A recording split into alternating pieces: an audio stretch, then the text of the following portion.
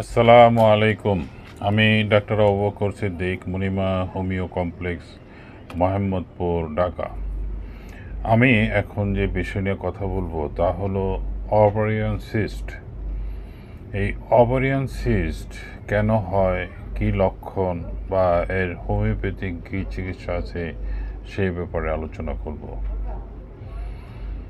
এই ovarian cyst সাধারণত 15 বৎসর থেকে 50 বৎসর মহিলাদের হয়ে থাকে। এটি কেন হয়?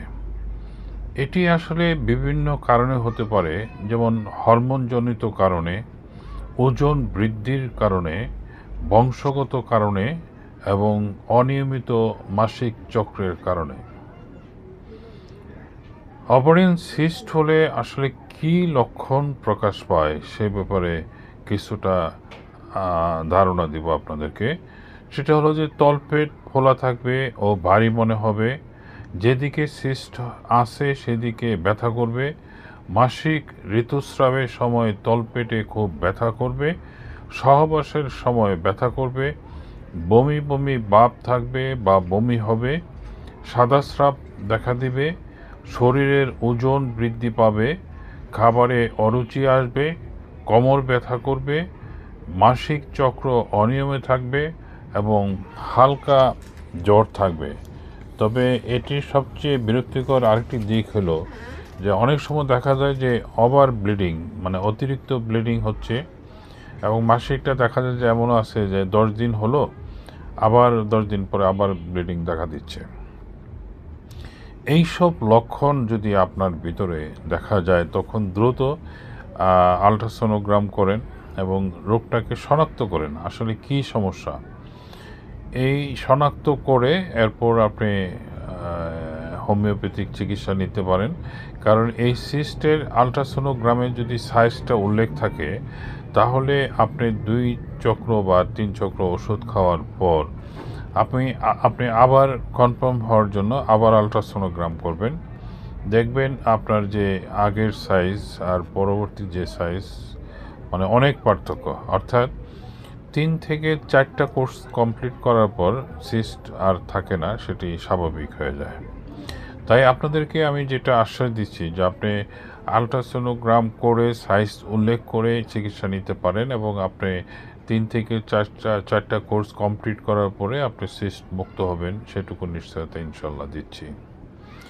এই সিস্টের চিকিৎসা না করলে কি হতে পারে? আসলে এই সিস্টের চিকিৎসা না করলে ওই জায়গাটাতে ইনফেকশন হবে এবং ইনফেকশন থেকে ক্যান্সার হতে পারে। এই সব লক্ষণ যদি দেখা দেয় তাহলে আপনি অবশ্যই আপনি ডাক্তারের পরামর্শ নেবেন এবং ডাক্তারের পরামর্শ নিয়ে সেই মোতাবেক ওষুধ সেবন করে সুস্থ জীবনযাপন করবেন। আমি এখানে হোমিওপ্যাথিক কিছু ঔষধের নাম উল্লেখ করতেছি। যদি আপনার অনেক ওষুধ আছে, তারপরেও মুষ্টিমেয় কিছু ওষুধের নাম উল্লেখ করতেছি। প্রথমে আমি বলবো যে ওরামিওনেট 3X। এই ওষুধটি জার্মানি পাওয়া যায়, আবার অন্যান্য দেশীয় ওষুধ পাওয়া যায়। তো এই ওষুধটি ওরামিওনেট, এটি টিউমারের উপরে বা সিস্টের উপরে খুব ভালো কাজ করে। এটি খাওয়ার নিয়ম হলো 3টি বড়ি মুখে দিয়ে চুষে খাবেন এবং খাওয়া শেষ হলে হালকা গরম পানি খেয়ে নেবেন এবং দিনে 2বার সেবন করবেন। এর পরবর্তী যে ওষুধটি আছে, যদি আপনার সিস্টটা ডান ওভারিতে থাকে তাহলে এপিসমেল। আমি আবারও বলছি, যদি ডান ওভারিতে থাকে তাহলে এপিসমেল 1M, এই ওষুধটি 4 থেকে 5 ফোঁটা ওষুধ দিনে 2বার সেবন করবেন। আর যদি সিস্টটা বাম ওভারিতে থাকে তাহলে লেকোসিস 1M, এই ওষুধটি 3 থেকে 4 ফোঁটা ওষুধ দিনে 2বার সেবন করবেন। সিস্টের আরেকটি ওষুধ থুজা 1M, এই ওষুধটি 3 থেকে 4 ফোঁটা ওষুধ দিনে 2বার সেবন করতে পারেন। এর পাশাপাশি বায়োকেমিক ওষুধ ক্যালকেরিয়া ফ্লোর 12X, এটি 4 থেকে 5টি বড়ি মুখে দিয়ে চুষে খাবেন এবং খাওয়া শেষ হলে হালকা গরম পানি খেয়ে নেবেন। আপনি যদি প্রচণ্ড ব্যথা ফিল করেন, সেই ব্যথার জন্য 2টি ওষুধ বা অনিয়মিত মাসিক চক্রের জন্য 2টি ওষুধ সেবন করতে পারেন, ম্যাকফোস 12X এবং এই ম্যাকফোস 12X। এই ওষুধটি আসলে বায়োকেমিক ওষুধ, এটি আপনার 3 থেকে 4টি বড়ি মুখে দিয়ে চুষে খাবেন এবং খাওয়া শেষ হলে হালকা গরম পানি খেয়ে নেবেন। আর সেমিসিফিউগা, এটি 1 ml, এই ওষুধটি আপনার মাসিকের তীব্র ব্যথা কমাবে, মাসিকটাকে নিয়মিত করবে।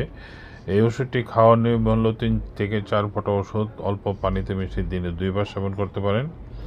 এছাড়া ডাক্তার রে কোয়েগের R38, আপনার ডান সাইডের সিস্টের জন্য R38 ওষুধটি সেবন করতে পারেন। আর বাম সাইডের সিস্টের জন্য R39, বাম সাইডের সিস্টের জন্য R39, এটি ইনটেক অবস্থায় পাওয়া যায়, জার্মানির তৈরি ডাক্তার রে কোয়েগ কোম্পানির। এই দুটি ওষুধও আপনি সেবন করতে পারেন, ভালো ফল পাবেন। আমার এই ভিডিওটি যদি ভালো লাগে চ্যানেলটি সাবস্ক্রাইব করবেন এবং লাইক দিবেন। আপনার সুস্থতা কামনা করে এখানেই শেষ করছি। আমার সাথে পরামর্শের জন্য আমার মোবাইল নাম্বার 01733162976। আল্লাহ হাফিজ।